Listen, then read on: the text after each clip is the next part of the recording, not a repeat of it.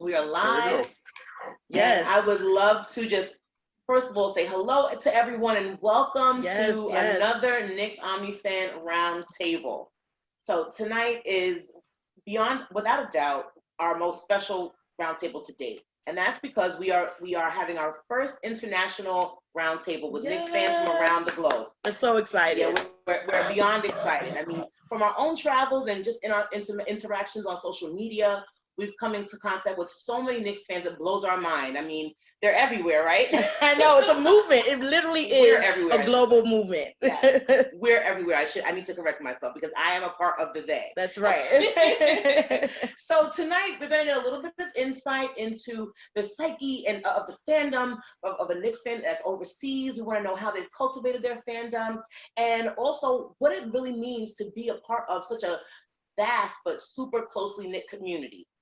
So without further ado, I'm going to introduce the panelists. And so my style of doing this introduction is going to be kind of like a starting five lineup. So just bear with me. So without further ado, here I go. Representing the UK from Paisley, Scotland, we have 1/3 of the Across the Pond podcast. Please welcome Scott Kerr. Let's go. Yeah.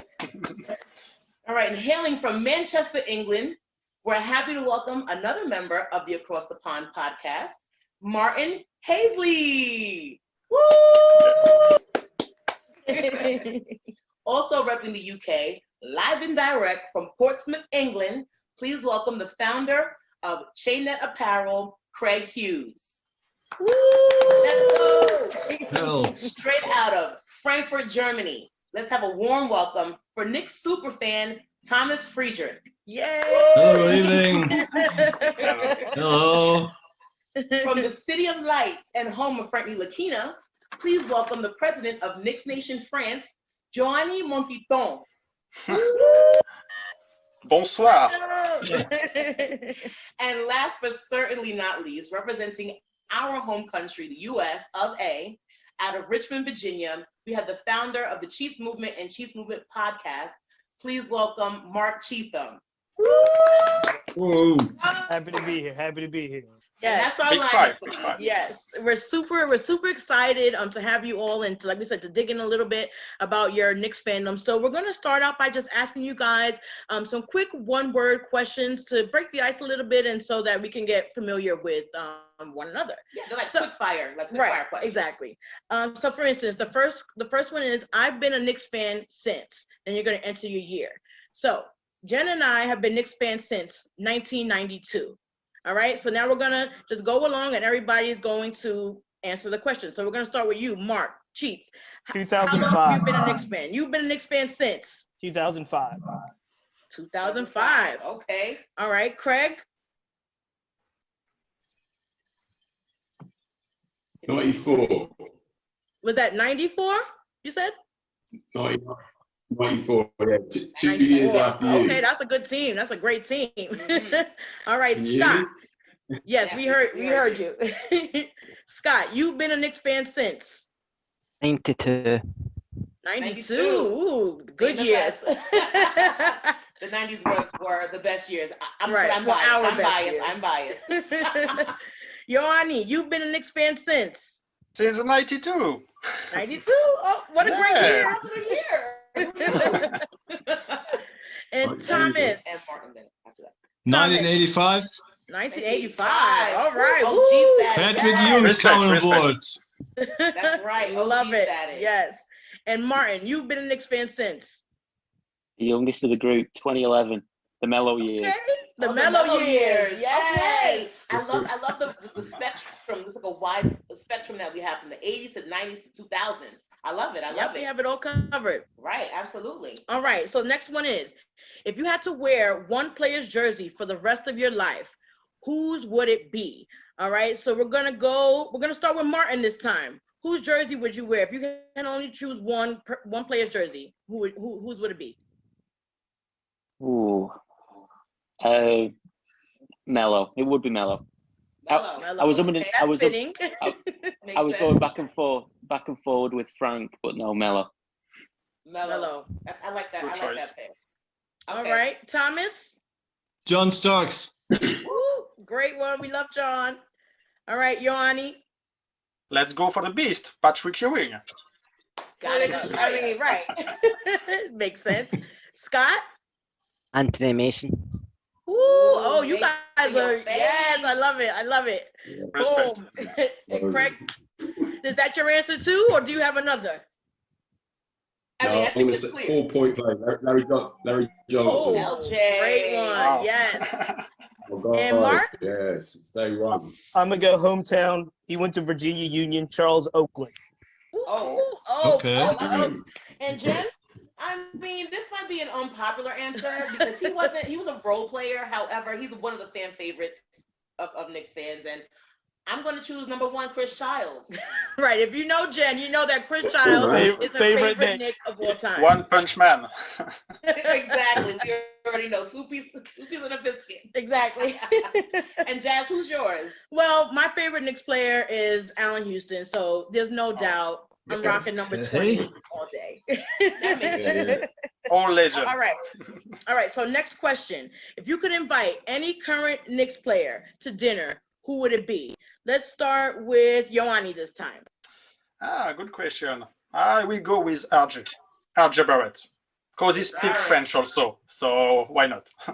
Yes, that's our pick too. That's our pick. Absolutely. All right, let's go to Scott. Taj Gibson. Taj Gibson. Oh, for Green Love. Okay. I would love to hear the reasoning behind that one, though. He's one of my favourites just now, and like myself, he's coming on in years. He's getting old, and he's still kicking it. So I'll Really bring is. Taj over just to mail out, chill, a bit of Taj time. Okay, I love it. I And respect it. Right, we respect it and love it at the same time because we're from Fort Greene as well. So Taj Gibson and us share the same neighborhood. So naturally, yeah, we love that answer, Scott. Next, who we going to, Jazz? Let's go to Marc. I'm gonna go with who I think has the best story, and I gotta go D Rose. Derrick Rose Great is gonna have pick. some great stories at dinner.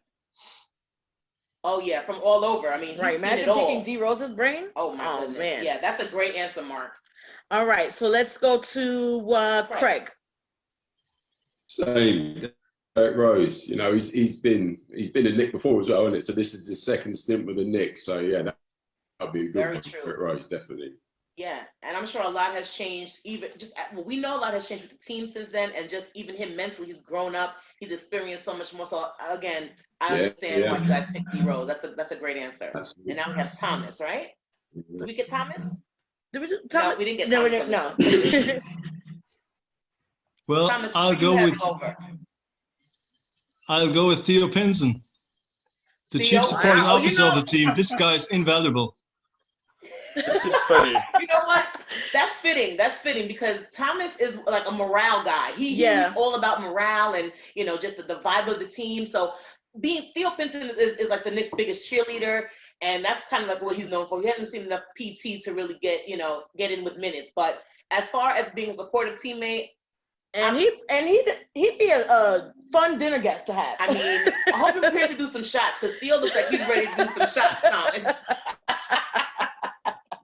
These guys are so rare. Also in Germany, you have to pick him when you get him. You have to hold him.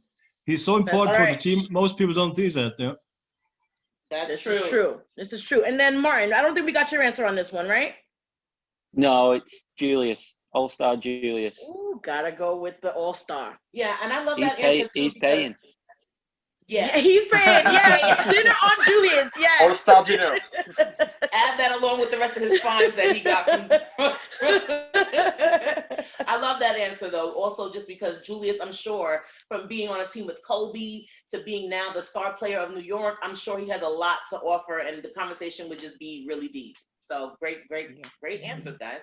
All right, next. All right, so we know, being that you guys are abroad, the games air at odd times for you guys. So what's the latest you've ever stayed up to watch a Knicks game, or latest you've stayed up watching a Knicks game? Right. So let's go to Thomas first. Well, basically, I watched only all the games 2 o'clock in the morning, 1 o'clock in the morning. Okay. Wow. Respect. Yes. Respect. And tonight I will watch against Beantown as well. It's amazing. That's amazing. Wow. Let's hear from Johanny. What time do you stay up to watching the Knicks games until? The more difficult period is when you go to the West Coast because the games are later. So it starts at 4 or 5 a.m.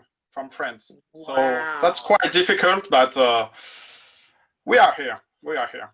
That's dedication. Wow. So do you wake up early or stay up late? It depends. It depends. I wake up early sometimes. Yeah. Right. Wow. That's dedication. Scott? Yeah.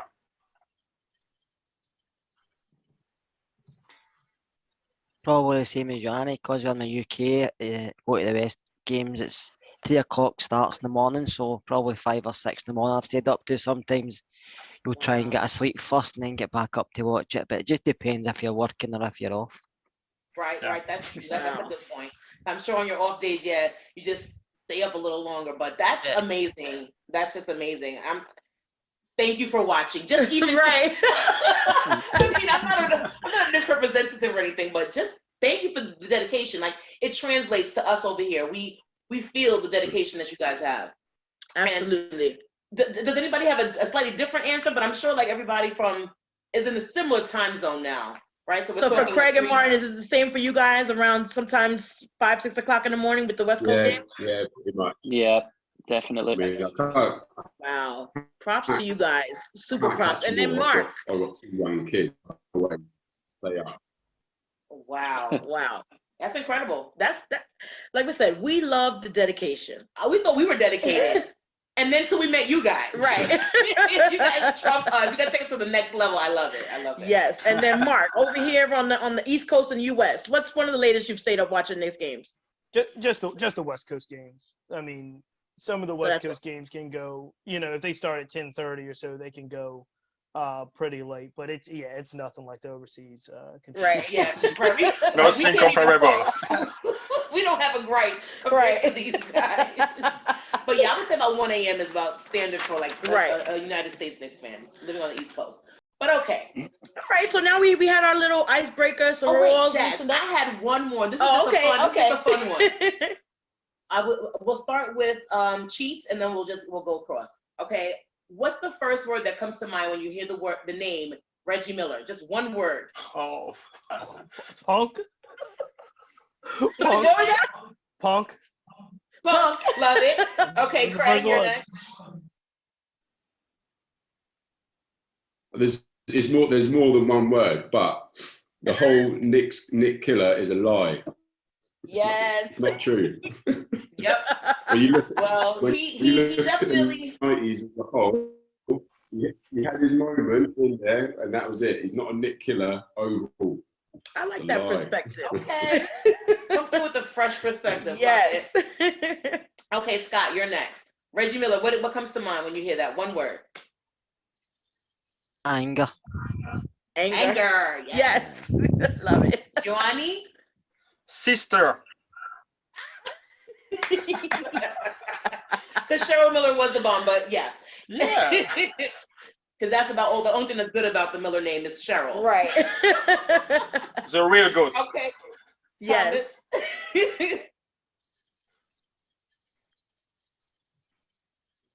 Did you hear us, Thomas? Oh, it's me. It's disrespect. Disrespect. Yes. I don't like this guy. Yes. Neither do I don't think any Knicks fan likes him. And then Martin, what's the one word that comes to your mind? See, I've got a different perspective, but I still think he's a clown. I've got commentator. Yes, he's a clown. Commentator Reggie, but he's still a clown. Commentator. Okay, I think I like the clown better.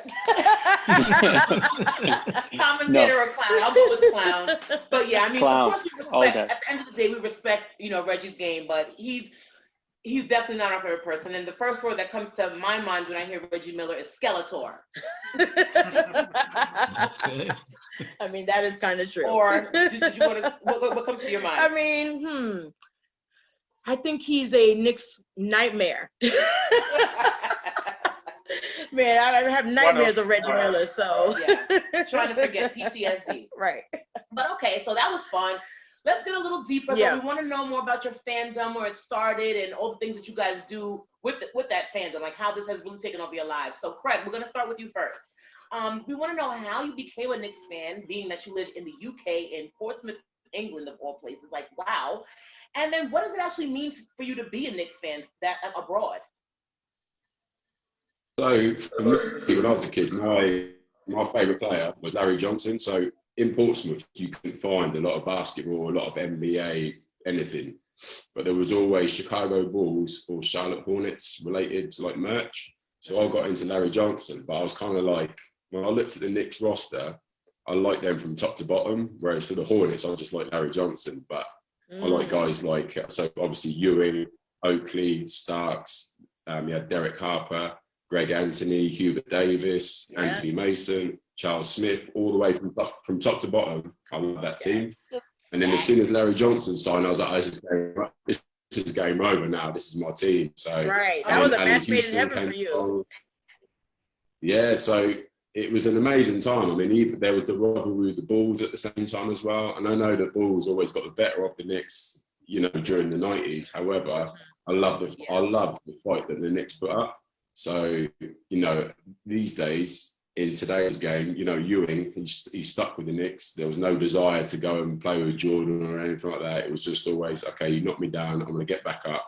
So I stuck with the Knicks, and I like everything from, so some of the more memorable moments as well, like Knicks history, like the dunk from John Starks against the Bulls in ewing, there's like a baseline three against the Celtics, I think it's 1990, to knock the Celtics out in the first round. Ewing against the Pacers as well. I love that little rivalry that Ewing got that tip dunk to knock him out in 94.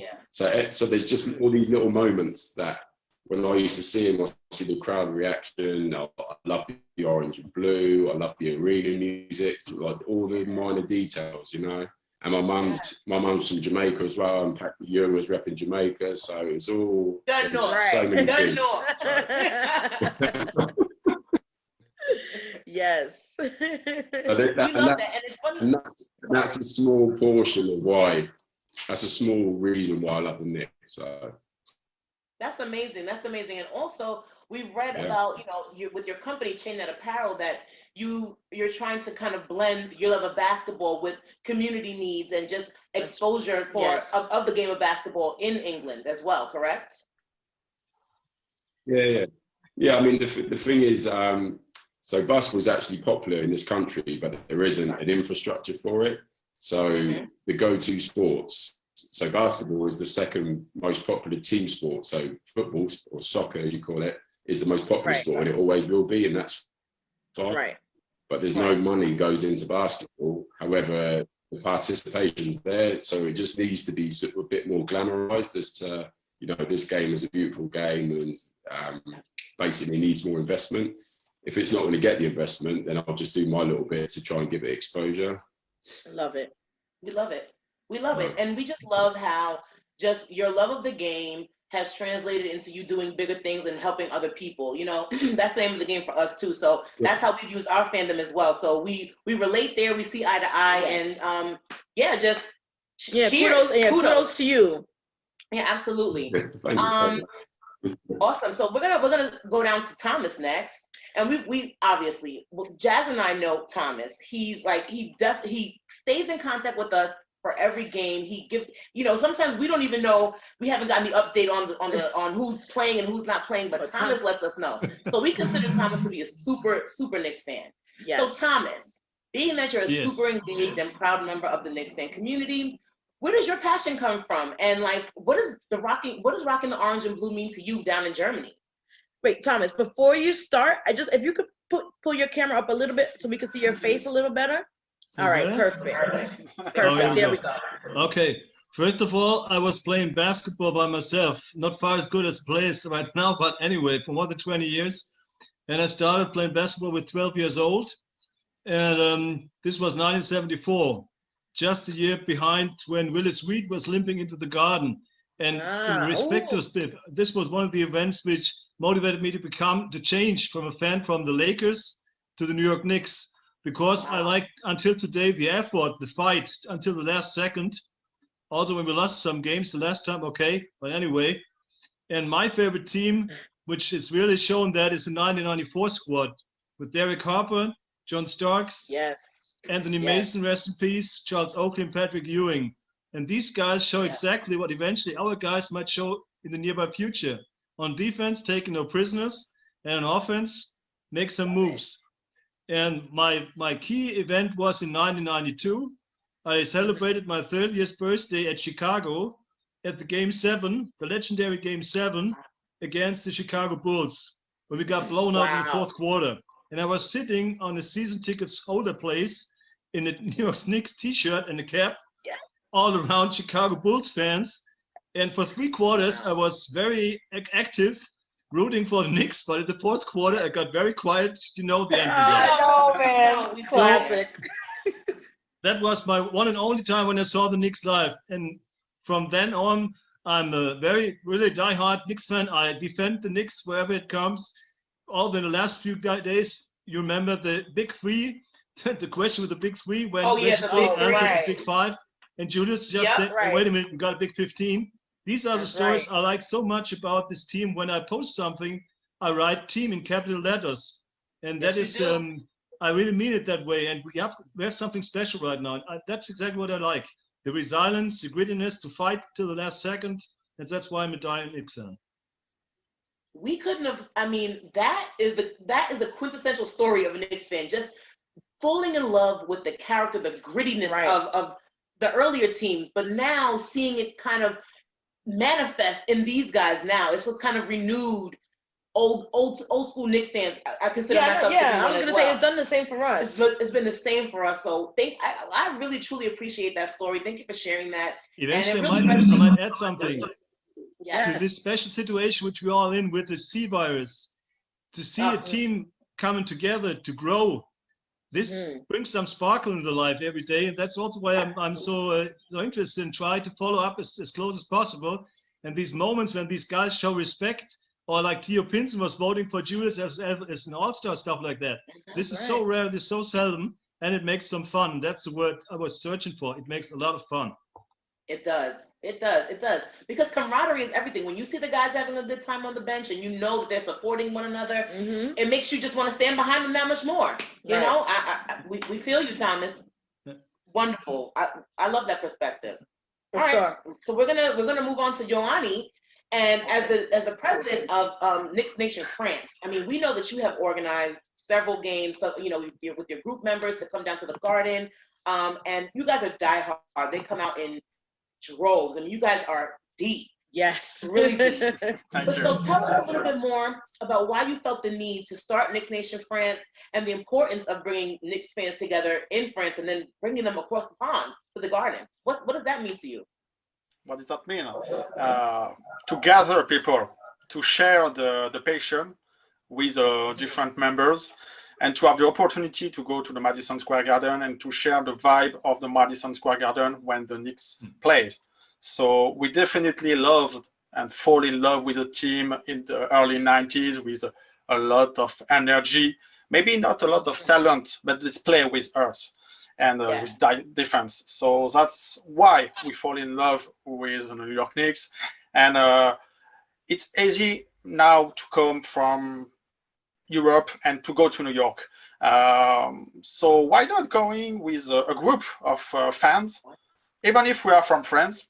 Let's go. Let's go to New York and share good moment, good vibes. We also had a European game 2 years ago, so we went to support, even if it was not the better team we can have. But if we can do something to gather fans, because as you can say, we mainly watch those games in the middle of the night. So that's not the same way to share and to support a team. So when we can gather, have event, so this year is for sure special, but when we can, we do some different kind of event. We play basketball. We have some viewing parties, like maybe you did. Yeah, no, we've seen it. You guys are like featured you before. Yeah, and it's like decked out. Like everybody's in Knicks gear. You guys have Knicks, paraphernalia all over the walls. It's like it's so refreshing to see. I love it. It really is.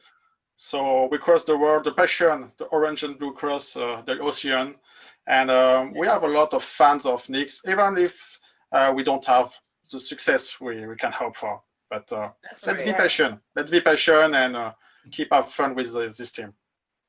Definitely. That's definitely a trademark of a Knicks fan. Patience. Yeah. Call yourself a Knicks fan if you're not patient. Necessary. Yes, because it's been a long time coming, but we definitely feel like a new day has come. Yeah. Our front office is different. There's a different atmosphere amongst the players. Different culture. And we see the change to come. Absolutely. A big, much needed change for sure. Yes. So Scott and Martin, we're going to pivot on to you guys. We know that you guys are on a podcast called Across the Pond Podcast, and I saw a ticker on one of your episodes that said the three idiots who rep orange and blue. And you know what? Sometimes we feel like we felt like glutton for punishment over the years, because we all know that the record hasn't been what we all wanted it to be, but we still are loyal and faithful. What, first of all, inspired you guys to start this podcast, and how did you guys meet also? Yeah.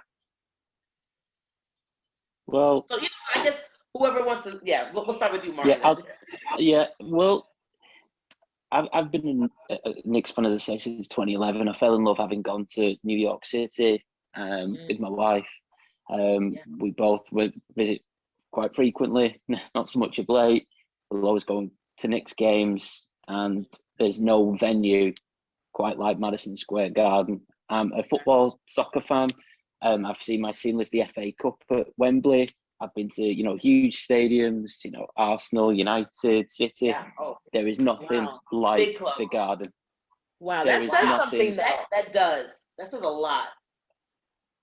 There's just an aura about it. And when you walk in, and I went for the first few games at Madison Square Garden, I think I went 4 or 5 without seeing us win, and I still got drawn back in. Wow. I don't know. It's just something about it. And in terms of the podcast, I mean, there are a lot of Knicks fans in the UK, and there wasn't a Knicks podcast.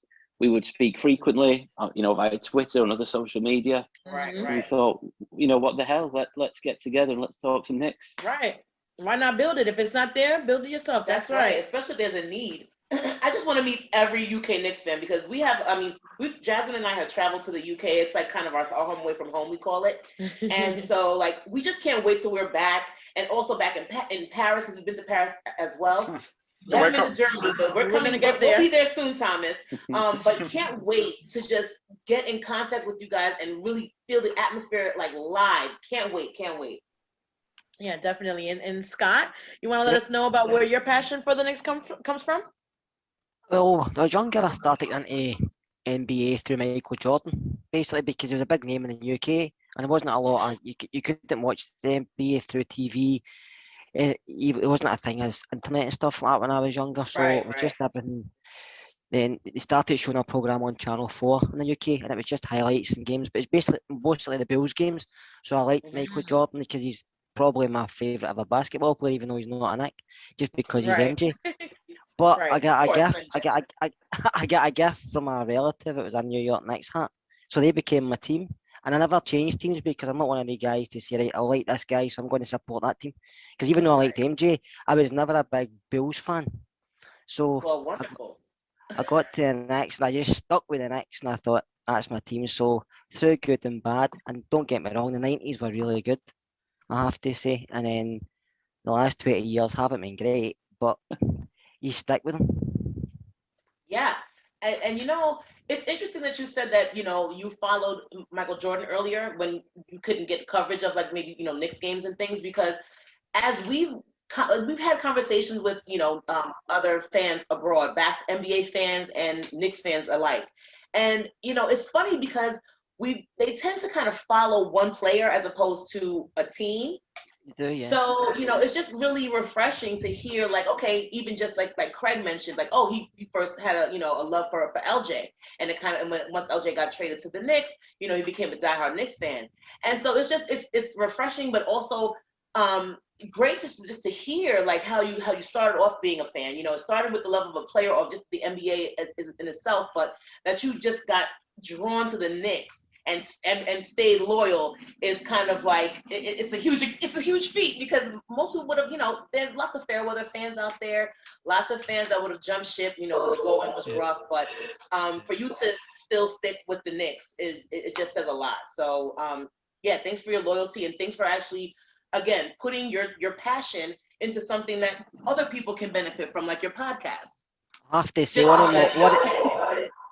of my worst times ever as a Knicks fan was when Pat Riley didn't sign a new contract and he went to Miami, because I think I always say to myself, if he'd have stayed at the Knicks, we could have been what he done to Miami, because Pat Riley was just phenomenal what he was doing. But at the time he wanted to deal with all different things. We didn't want to give him it. Jeff Van Gundy came in, done really well, but he wasn't Pat Riley. Yeah, I mean, definitely. I mean, the what ifs of if Pat Riley stayed, but you know what? If you jump ship, jump ship, and you're gone. He went to Miami of all places, though. Let's not forget. And Jeff is our most beloved coach. Well, Jeff is not. But add something to the name of Jeff Van Gundy at the moment. The players and the coaches always saying we have to play for another. Jeff Van Gundy was the guy who was saying that. He was saying really good teams play for another, just not with another, and that's a real big difference. And that's exactly what's happening right now with our Knicks at the moment. Yeah. They play for another. And Tom Thibodeau was an assistant of Jeff Van Gundy, so that's the same school, in fact. Yeah. Exactly. Johanny, you took the words right out of my mouth. Sorry. Exactly. No. Oh, no. Please. Sorry for the spoil. No, that's synergy. That's great minds thinking alike. Yes. And then we're gonna go over to Marc to find out how you became a Knicks fan and how you used your love of sports and hip hop to make your platform and the Cheatham Movement podcast. Yeah, no, I feel like I came in the back door, right? When I say I became a fan in 2005, I think I became a Knicks fan because I really like Martin. I fell in love with New York City. Mm-hmm. So I fell in love with New York City and always been a fan of hip hop, but I really, really in the 90s fell in love with hip hop. And so what drew me, believe it or not, was New York radio. Visiting New York, and then getting the Hot 97s of the world at the time that was in New York radio. So then I fell in love with New York radio. And then, surprisingly enough, it was different. Even in 2005, 2004, national sports radio was different. There wasn't it wasn't the regional ESPNs like ESPN LA and ESPN Chicago. There was ESPN it was ESPN New York. And like national ESPN. And New York's lineup at the time was phenomenal. Everybody you see right now on ESPN started in New York. Max Kellerman had his show. Kornheiser had his show. Stephen A. had his own show, and these were before. Max Kellerman. Yeah. And so I would be listening to New York radio, falling in love with hip hop, and they would always be talking about whether it was a New York sports team. And the things that they were talking about at the time, you got to understand, this time now, 2005 was some dark years. Ooh, they were some dark. The Isaiah Thomas years were some dark years. Ooh, yes, they were. Scott Layden years. Ooh, right. But they were telling these stories in the Garden of things that were happening that was just absolutely absurd. And I was like, I've got to reference. I gotta get that place. I was like, I gotta understand what they're talking about. And that led me, believe it or not, to League Pass. I became a Knicks League Pass person in 2005, so I could keep up with everybody who was talking. And it was hilarious stories, it was heart stories, it was just great things. And so I've been a League Pass Knicks fan since 2005, and you really do fall in love with watching. There's something special about watching, 80, 90, 95% of a team's games. It's just every day and every night. Mm-hmm. You start to, you know what Julius is going to do before Julius does it. You know it's going to happen.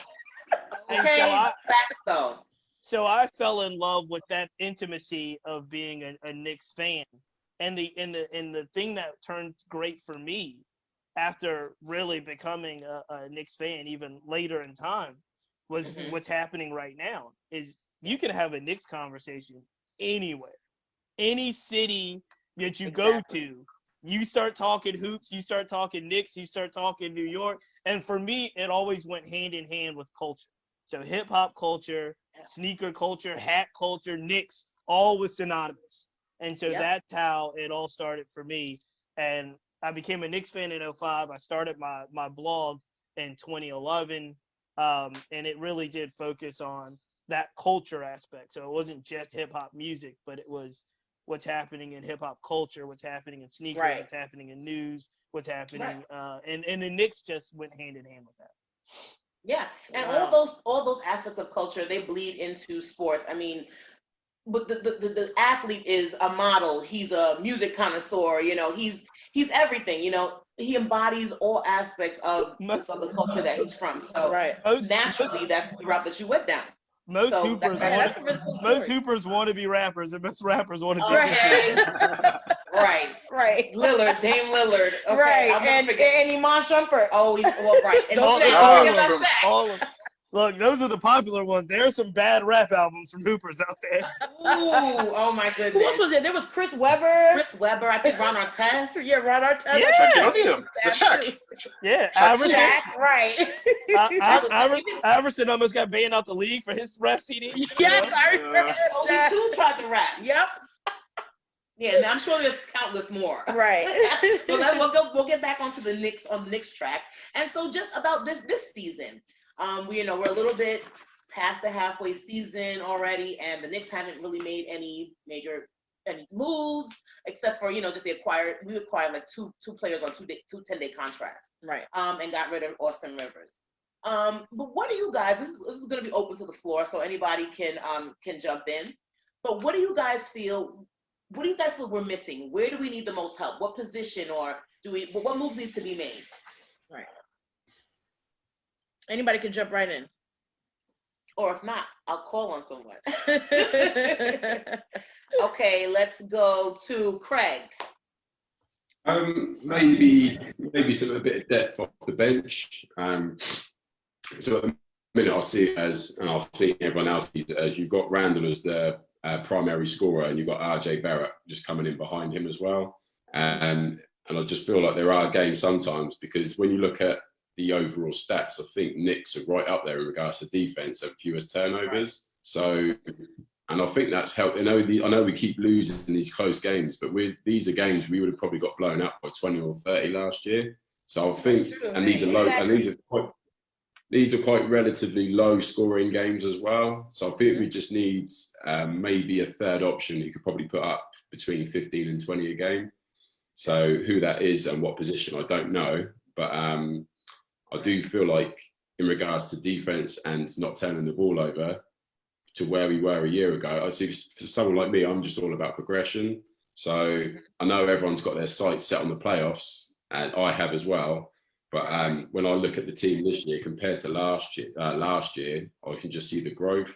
And to be honest, I couldn't be happier. I mean, because I don't think we've been blown out. Well, I think we've been blown out once or twice, but if you compare the games from this year to last, not a lot's really happened to the roster, really. I mean, we had Randall last year, we had Barrett last year, so it's just obviously a new culture. Yeah. I do think we just probably need one more person who can just put up, between 15 and 20 a game. I would say that's agreed. I think that's an accurate analysis. Yeah, I definitely feel that we need a for sure third scoring option, because I believe that RJ is stepping into the shoes of being the second bona fide option.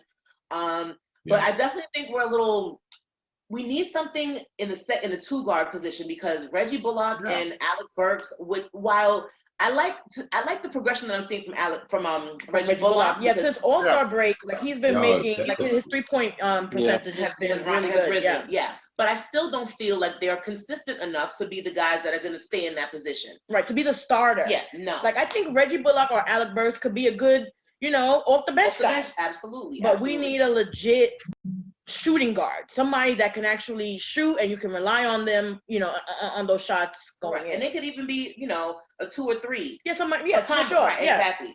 but we definitely need I think, somebody who's good enough.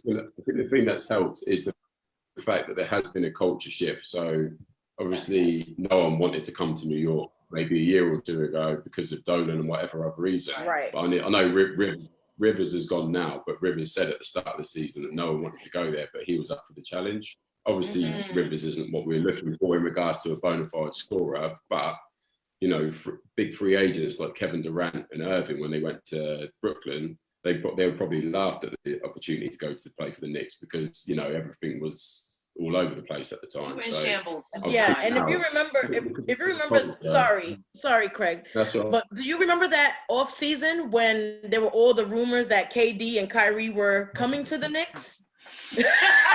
I mean, it was everything from they basically signed the deal. Come on. Oh my God. It was terrible. It was terrible. I heard that KD moved his media company to New York. I was like, oh, this is on. And I forgot that there was another team in New York. I forgot the Brooklyn Nets had existed. Right. So I do think, based on the way they're playing now, it's more realistic for the Knicks to land a good player now. So a year ago, no one wanted to go to that because, you know, it was just a bit of a circus. But I think that they can attract someone now from the way they're playing. Agreed. And Thibodeau, you know, as the coach as well. Yes, that's a major part of it. Yeah, I agree. I think the front office change is what really is going to entice players to come. Worldwide West, you know, Leon Rose, you know, Coach Kenny Atkins. I mean, no, not Kenny Atkins. Kenny Payne. Lord, that's the old coach. Right. I'm just thinking the Nets are just on my head. But speaking of the Nets, we actually want to get your guys' opinion on the Nets and the Knicks rivalry. So for us from Brooklyn, you know, it's super personal because, you know, we grew up five minute walk from the Barclays Center, and people ask us like, "Oh, you're from Brooklyn. How could you not be a Nets fan?" We would never. It's like blasphemy. Okay. Like mention it. I just think the Brooklyn Nets are fake because when I was younger, I was always a New Jersey Nets, and I just feel going to New York and becoming the Brooklyn Nets. If you want to be a new franchise, fair enough. Change your name. Don't go to the Nets and try and steal fans from another franchise. So I just feel they're fake, and I just feel they've not got a good fan base. They try to buy fans with star players and put themselves onto notorious B.I.G., who was never a Brooklyn Nets fan because the Brooklyn Nets weren't there when he was alive. Thank you. Yes, Scott, come through. Scott, are you sure you're not like from New York City? Because you are talking facts right You're now. saying all the things that we say. Literally, I call them just a big appropriation of Brooklyn. They're just like bootleg, like you said, fake fraudulence. Yes. I've got a real quick confession. Oh yeah. Okay. It's a safe space. So, ex-New Jersey Net player today. Okay, you just went out a little bit. Cut out a little bit. Okay. Oh, I sent some T-shirts to an ex-Net earlier today. It was Kenny Anderson. So I think I could be forgiven for that though. Like. Yeah. Kenny Anderson is for people. Yeah, he's an old school Net. I have respect for the old school, the New Jersey Nets fans. Yeah. You know? Yeah. Jerry Coleman. Cool people. That's what's up. Like we said, right, congratulations, that's dope. But yeah, see, I will only respect a Nets fan if they were a Nets fan when they were in New Jersey. Okay. Exactly, Johanny. Exactly. Period. Otherwise, you're gonna have to do a whole lot of showing and proving from me. That's right. But then again, I'm not the judge or the jury. But okay, so let's continue along this grain of talking about this season, and let's discuss RJ Barrett a little bit because we feel like the disrespect for RJ Barrett is so league-wide. Yes. From the powers that be who make these lists and down just right to the players. I mean, Anthony Edwards the other night. I mean, I was so ticked off after watching his clip, and I thought that RJ handled it like such a professional, just like how I expected him to handle it. But we all know that RJ, I read in the comments, RJ takes receipts, and we all know that he does. Yes. So he will not be forgetting that. What do you think? Why do you think that is? And how are you happy with where RJ is at the season? I mean, during the season right now, like, are you happy with his improvement and where he's gone? Like, what are your thoughts on RJ Barrett? I mean, I'll take it. Okay, Marc. I'm a fan of RJ as a player and a person. I think RJ came into New York, and honestly, I think RJ came into Duke in a tough spot. So RJ came in. If I mean, people have to understand, RJ came in as the #1 rated high school player in the country, and he comes into Duke with Zion and Cam Reddish, and Trey Jones in a really glorified class. And then the Zion phenomenal, who you can't take anything away from Zion. No, right, no, absolutely not. But that phenomenon just took over college basketball. Yes, it did. And then, as we all know, the lottery comes, and not only are we talking about KD and Kyrie, right? We're talking about KD coming to the Knicks. We're talking about what's going to happen in free agency, and we're also talking about what's going to happen with these ping pong balls. Everybody wanted to see if the Knicks got the #1 overall pick, and if they everybody said no, but everybody went into it saying it's a 3-person draft: Zion, Ja Morant, and RJ Barrett. You're gonna get a good player. So and I think that it was also a situation where, so he gets, Knicks get 3, we draft him at 3rd, which we should have done. That was a smart pick at the third draft pick. Agreed. But he comes into New York at a team where, again, like we're saying, we're trying to find ourselves. He's not dealing with this year's Julius Randle. He's dealing with last year's Julius Randle. Right. And that was a completely different player. And Marcus. Right. Morris and not the same coach. And a completely different coach. And a clown for a coach. Right. We forget about David Fisdale, but that's not a good context for years. And so I think, given RJ, like I said, is a professional and a person, but given what his comparisons are I think are slated, because now you're looking at what Zion's done in the league, and you're looking at what Ja's done in the league. Right. And if you look at RJ's career to date and numbers, every Knicks game you're hearing a new stat. RJ's 20 years old, and he's the first Knick that gets this 20 years old. Remember that, Right. And so I think the challenge with RJ is that you really don't know. In years past, they would say, I think an NBA player would make their biggest jump between their first and second year. Because we're dealing with 20-year-olds now, the league is so young. You're dealing with players that are making jumps in their 4th to 5th year, 3rd to 4th year. And so when you look at the trajectory of RJ, I think this summer is going to be critical. I'm a little easier on RJ this particular season, but I think this summer is going to be critical.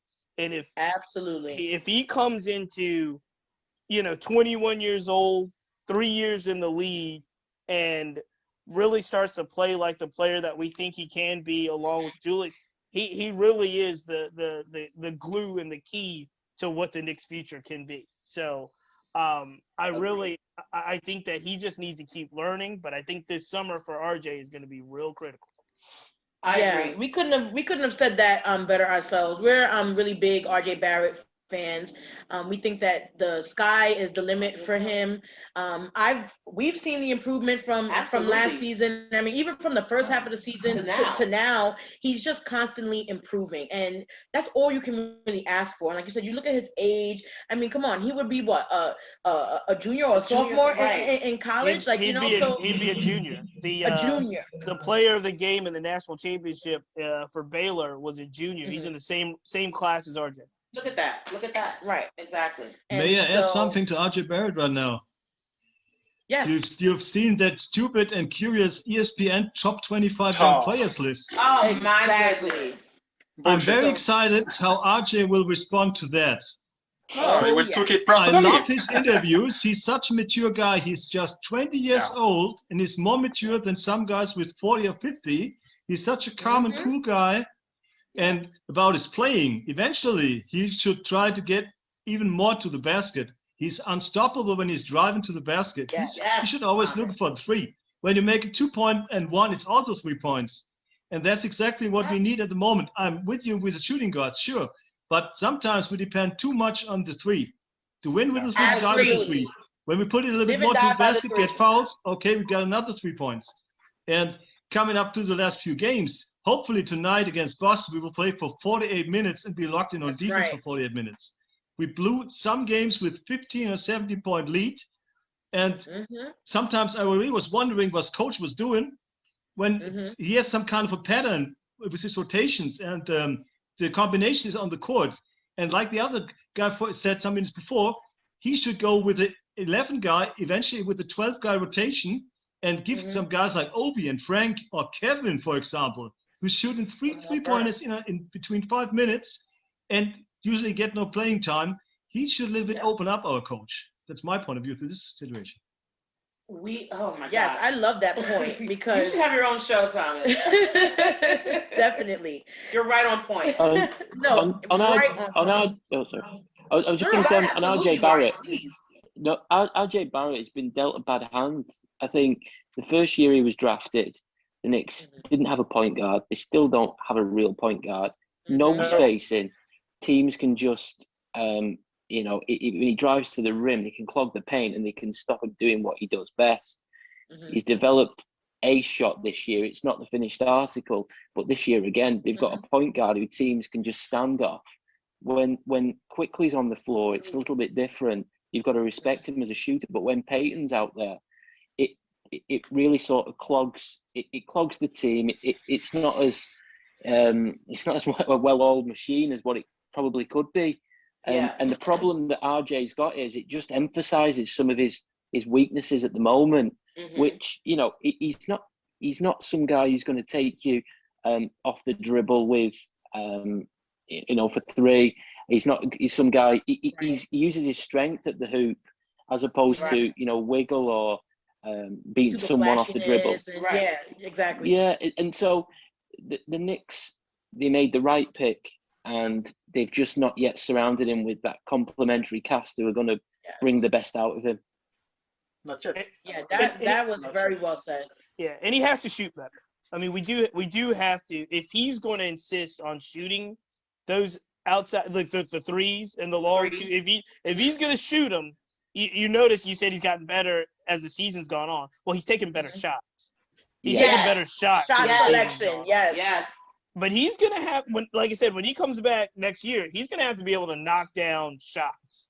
And I think that solves some of our shooting guard problem too, because that helps. But he's gonna have to knock down shots.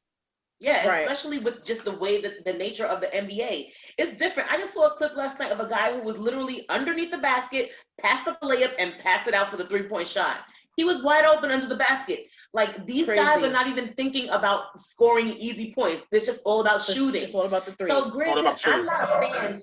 Right. I'm not a fan of, this new transition to just, living and dying by the three. But if we insist, then you better make some better shot selections and get your shooting percentage up. That's just what it is. You know what I'm saying? But they definitely want fundamental scorers, people who, I'll take the N1, like Thomas said. That's 3 points as well. Right, but you got to hit your free throw. But that's the next thing. Our free throws. Yeah, you better hit your free throws, yes. It getting interesting with 75, 80%. Then it's interesting. Anything beyond is not good. Exactly. So, yeah, all right. I coach kids. Sorry. Go ahead, Craig. Yeah, go ahead. So, I coach kids as well, and I know guys who can't make an open layup, but they're taking step back threes, and from a young age, because that's what they see. So it's everyone sees the NBA as the example, but that's something as well. And just quickly, I don't know if you've got it in your agenda, but Quickly's name just come up, and he's grown into one of my favorite players already. Like, very, excuse the pun, but very quickly he's grown into one of my favorite players. Yeah, no, I mean you can't help but use the pun. Right. You're talking about quick. It's just what it is. He's quick for sure. He's one of our favorite players as well. I have noticed that his play has gotten a little bit more inconsistent over the past, I would say, 10 games. And I wonder if that's because D Rose is now back, or what's going on with him. I'm curious to see how they're going to work out his kinks for the rest of the season and where he's going to really land, because He's definitely not been as consistent. And he's fallen in, I think, some of the rookie standings a little bit too. But that comes with the ebb and flow. We get it. Everybody has good days. They go through stretches of great games and not so great games. So we get that. But it's just interesting to see, that he's not a surprise anymore either. That's the thing. Right. And teams are doing it. They're doing their homework. Exactly. They're doing their homework. They're reading. They're watching the playbooks, and they're learning their moves. They're taking away that floater from him. So they know what he's gonna do now. So he's got to adjust. And play smart. Yeah. So. Yeah. He has to just get more creative, and that's all going to come in time. Like we said, this is first year. Nobody expected anything out of him. So I mean, what we've gotten so far already is way more than we ever imagined. So the future is definitely bright with Quick, for sure. And I think that he has the promise to be one of the elite point guards in the league, like a Gary Payton, Jason Kidd, right up there with the best of them. Yeah, I think his value is as a scorer, isn't it? If the ball doesn't go in the hoop, he's. And I mean, I'm the biggest IQ fan. I mean, I'm rocking an IQ jersey right now. If the ball doesn't go in the hoop, that's the issue with him, because he's not that playmaker as yet. He's an elite shooter, but he's not a playmaker. But as far as an elite point guard, But he thinks the game though. Like, he's able to set his teammates up way faster than a lot of veteran point guards are even able to. That's true too. So he's always thinking about, these getting over screens and setting his play. He's like 2 steps ahead. He's thinking the game. I always use that phrase to describe the way IQ plays, because he's always thinking the game, drawing the fouls. I mean, he does things that veteran players do. So again, he's still a rookie. So no, he's not going to be playing, well, not that he couldn't. But we would expect him to take time to develop, right? But I'm happy where he is now. I'm just interested to see how they work through his inconsistencies, for the rest of the season. But I think the future is super bright for IQ, super. But now we are missing a real big piece, so to say. Hopefully, Mitch will come back soon. I was so shell shocked when I saw this scene when he was hurt again with his ankle. Yeah, it really broke my heart, because this is such a lovable guy. And he was just coming back from his hand fracture, and boom, he went down again. And we miss him a lot. Although Nolan Snow makes a good job, and then this new guy with his dislocated finger, this was incredible. Coming back and making 2 blocks in a row, it's crazy. But hopefully Mitch can come back eventually at the end of the season, but I don't think so. Eventually we'll come back next season. Hopefully we can come back sooner. We'll see. Yeah. We're definitely missing Mitch. I mean, his defensive presence was unlike anybody else's, and he just has a young, rambunctious kind of energy that, he's like one of those, he can't stay still, but you love it, because that means he's going to be everywhere on the court. And for a big guy, he's super agile. And so, we definitely miss Mitch's presence. And hopefully. Yes, get well soon, Mitch. Everybody, let's wish Mitch, to get well soon. Everybody take your mics Mitch, off. All the best from Germany, yes, as well, yeah. All the best, Mitch. Yes. Yeah, well, Mitch, we're all for you here. Yeah, well. We have fans from all over the world here, rooting for you, wishing for you to get well. Would anybody like to say anything to Mitch? Because we're going to send this to him. Yes, we are. Anybody want to come back quick, Mitch? We need you. Yes, we need your rim protector. So. Yeah, that's right. Yeah, that's we need the block party, man. We need the block party. Yep. Right. That's it. I mean, it couldn't be said any better. Block party, we need you back. You're the rim protector. We need some new episodes of Block Party as well. That's right. We miss you. For those. But okay, one last question to close this off. Just from a scale of 1 to 10, I want to get everybody's rating of Coach Tibbs, where you think he is in the season so far. So 1 is the worst, 10 being the best. Well, how would you rate him? So we'll just go through. Yeah, go ahead. So we'll start with Craig. 1 to 10 on Coach Tibbs. It's got. I don't know a number, but it's got to be high. So I'm going to say at least 8, because my expectations, I thought at the start of the season, here we go, another season. I'm going to have to take everyone's criticism. And I'll deal with everyone's got their jokes for me. Do you know what I'm saying? So it's gone very quiet this year. No one's bothering me anymore. No one's messaging me about the Knicks anymore. So. That's right. Okay. He put some respect on our name. and I do feel that he's got the players buy-in as well. So when I hear the post-game interviews, And Tibbs is pretty crazy. When I've seen him in the past, he's a madman. Oh yeah, we know. He's no joke. He's a madman. I feel We love it, but we love to see it.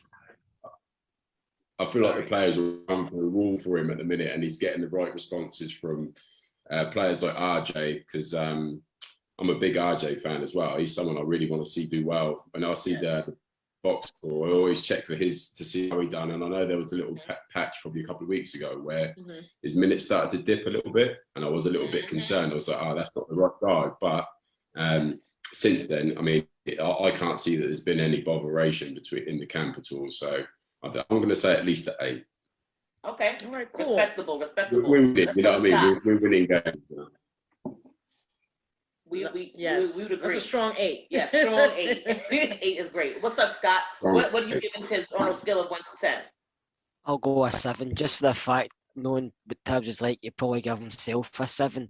I think he's made us hard to beat. We're not a joke anymore, as we have been the last few years. And he was a coach I wanted at the start when we went for a coach. He was a guy I wanted to bring in, just for the fact he doesn't take any crap from anybody. He makes the players believe in what he believes in. He makes them play hard, and he made us very hard to beat. My only criticism is the rotation at times. I think he could do more with it, because I think players like Julius and Archie sometimes are playing 20 minutes. Am I relying too much on them? I don't know if it's because maybe the depth in squad's not good, or it's just that's Tibbs' go-to men, Archie and Julius. But I think a 7. Okay, respectable still. Okay, Johanny? Yeah, for me, I was a fan of Coach Tibbs when he signed to the Knicks. I think he is built for New York. That's the type of coach we need, with a defense mentality, with a team mentality. Even if we have not so comparable talents compared to the big team in the league, now we are talking about playoff. Remember when we were last year? So it definitely changed the way we consider the Knicks now. He made Julius Randle an all-star. So for me, even if it's not perfect, we still have some discussion about Kevin Knox, Frank Ntilikina, or someone else. But yeah, for me, I will go for 8. And if he goes to the playoff, let's go for a 10. All right. That's right. I love the optimism. Okay, Thomas? Well, I would say 8.5. And when he starts using the bench guard a little bit more, I would go to a 9. And Coach Tibbs has a history with the Knicks, so I'm very happy that he's here. But on the other side, we might not forget that we lost a very important assistant coach. Woody is gone. We did. I'm very happy that Kenny Payne is staying, because Kenny Payne is, I think, one of the main reasons that Julius was becoming an all-star and is an all-star. You hit the nail on the head. So, and if we make the playoffs, and hopefully it will not be the last game, eventually you might have seen the MSG interview, the New York Knicks interview with Derrick Rose today, where he was asked about his experiences, what he's bringing to the team. And he said, okay, hopefully we will not have to play the last game like he did in Minnesota to qualify for the playoffs. And tonight against Boston, it's a very, very important game. And we should start winning some games right now. Yep. Exactly. It's a must win. So 8.5. Okay. And I love your reasoning. I love the reasoning. I just love it. Thank you, Thomas. Okay, Marc. I mean, I'm so sorry. I keep calling you. No, it's my name. It's my name. It's my name. So, Chiefs, what's your score? I'm gonna break it down to I'm overall it's an 8.5, but I think culture change it's a 10, and I think on the court it's probably around a 7.5. So I think you balance it out. Okay. And I say that just because of exactly what Thomas says. We're watching the games like everybody else, and there are times where the rotation doesn't make any sense to me.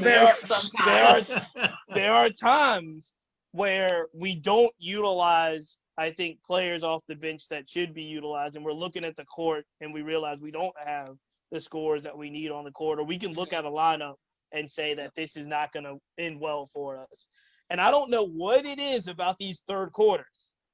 We've gotten a little bit better. Historically. But every time we come out of the break and we go into the third quarter, I'm nervous. I don't care if we have a 20-point lead or whatever. I'm nervous. Exactly. So I'm gonna give them an 8.5.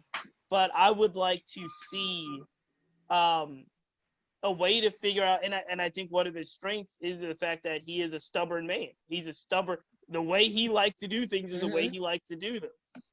There are times where I look on the court and say Peyton doesn't need to get that many minutes. Or, and I know we're thin at the big man position, and I am very appreciative of what Taj brings to the team. But if you look at kind of the minutes and the way, sometimes Taj be out there tired. Windy. He's still young. But we can see it. We're like, yo, somebody like, you know, somebody get my guy. He needs to go have rest. Get Obi or even Kevin. And I don't know if it's 100% Tibbs is.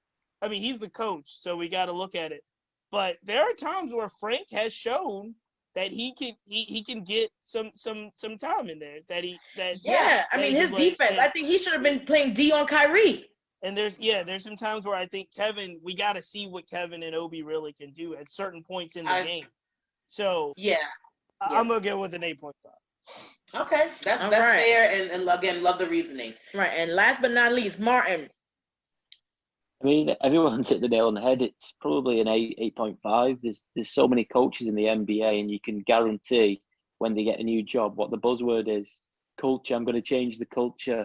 A lot of coaches don't do it. You saw Fizdale came and he said exactly the same. Exactly. This guy Tibbs is a culture changer. Accountability, and he's made the Knicks relevant. And I probably would go a 9, and the only reason probably why I would drop it from a 10, because we've exceeded all expectation, is just because of the roster and the rotations. I mean, you hit the nail on the head about Frank. He should have been guarding Kyrie when he was going off. Knox in the corner 3 was money. He had a few poor games and he's out of the rotation. Right. Knicks couldn't buy a bucket in a couple of these games, and Knox is sitting there, and give him a go. And you've got Obi Toppin, and Obi's. Right. There was one game recently. I can't remember the game. He'd had about 4 or 5 bad games, and then he came in and he scored a couple of points, and he was playing hard. He was getting at it, and he didn't come out for the second half. And it made no sense. Yeah, couldn't believe it. But we've exceeded expectations. 22.5 wins was the prediction. We're above that now. I couldn't be happier. There's a few minor issues, but as I say, this is a culture change. This is the Knicks getting back to relevancy, and I love it. Yes. Well, that's a perfect way to end our roundtable discussion. I guess the overall sentiment is that, we are all happy with the progress. Yes, we have some changes that we have to make, and we have to make some improvements, but you can't deny the improvement that we made. Can't deny the progress. Can't deny the progress and the culture change. That is the takeaway of this call. And we want to just thank you guys. Yes, thank so you. much for joining us. Everybody who's joining us on Facebook Live, our panelists. This was such a stimulating conversation. I just feel like I know you guys so much better. I can't wait to meet you all in person and for us to take in a Knicks game. Whenever you guys are in town, please hit us up. We love to link. And before we go, we want you guys to let everybody know where they can find you on social. So we'll start with Craig, and I'll let everybody else know when it's their turn. So Craig, drop your social media handle so the viewers can follow you. Okay, so Instagram, Facebook, and Twitter is just ChainNetApparel. So all the chain nets on the street ball court. So it's ChainNetApparel. So that's where you can find me. Perfect. Wonderful. Scott? Well, Twitter. some final words from Germany. Hopefully it's also your favorite song, We are the New York Knicks. So go New York, go New York, go. Hey! Yes. We're going to come right back to you, Thomas. And this song is even killing my favorites, Earth, Wind, and Fire, and other stuff. So, okay. All right, we're going to come right back to you, Thomas. But Scott, if you could just drop your social media handles. Yeah. On Twitter, I'm NBA UK7. So you can follow me on that, and also catch us on the Across the Pond UK Knicks podcast. Wonderful. And they can find that on Spotify? Spotify, Apple, and various other platforms, Perfect. Thank you so Wonderful. much. Okay. Johanny? Yeah, we are on Twitter, Facebook, Instagram. We also have a podcast, but sorry, it's in French. So if you want to learn French, maybe you can listen Take to a us. French lesson or two. Yeah, because it's done for French. So sorry for that. Yes, of But course. yeah, we have also a YouTube channel with some contents. We made some video mix about some epic player. Yeah, so you can find us everywhere. And sometimes we come to the garden. So for sure, the next time we come to New York, hope that will be very soon, we will connect. So Wonderful. Sounds good. And so that's at Knicks Nation France, right? That's your handle? yeah, Knicks Nation friends. Perfect. Yes. Got show it Okay, you off. see the Love it, logo, love you it. see. See the logo. Yes. See it, know We it. need All right. that. We need that. Yeah. Facts. Well, when they So come next to time New we York, come- we're gonna arrange. We have to have some of that. Some of that. Some of gear. that merch. Yeah, we Yeah. got to get some of it when you come. Normally we come one time a year, but next year, I hope. Yeah, Yes. for sure, Yes. for sure. When the time is right, it'll be here. We'll all be here, God willing. Right. Cheats, you want to just let people know where they can find you? Yeah, on Twitter it's Cheats Movement, just one word, Cheats Movement, and on Instagram it's Cheats_RVA. So Cheats_RVA. The blog is the CheatsMovement.com, so you can find it on Cheats Movement anything. Perfect. Wonderful. Martin? Yes, on Twitter it's Knicks_UK. On Instagram as well, Knicks_UK. And Scott said across the pond podcast, Spotify, Apple, wherever you listen to your podcasts. Check us out. We're three idiots, but we bleed blue and orange. Yes, you do. And we love you guys. And Thomas, you want to drop your on social media Instagram, handle? On Instagram, it's Freidrich TVB, and you might find me on LinkedIn. All right. I just knocked down the 4,000th follower. Wow. Okay. Wow. Well, go on and get him, killer. Right. Yes, no, but And I tried everybody. to activate the Knicks fan group on LinkedIn, but it's a little bit difficult. Need some support from the guys all around the world to bring It's some. okay. That's right. No, that's right. So we're exactly. gonna rally up the fans. That's what it's all about.